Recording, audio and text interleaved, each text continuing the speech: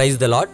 పరిశుద్ధ గ్రంథమైన బైబిల్ నుండి ఈరోజు ప్రశ్న: రూతు అత్త అయిన నయోమికి ఎంతమంది కుమారులు? Option A 3, option B 4, option C 5, option D 2.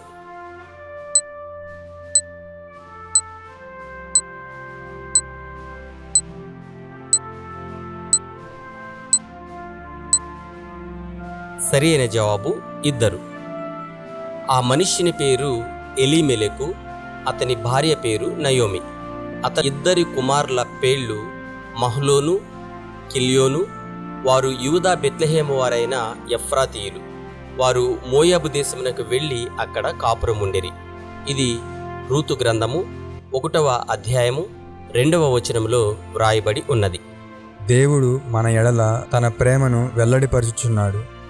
రోమీలకు రాసిన పత్రిక 5వ అధ్యాయము 8వ వచనం. Have a nice day.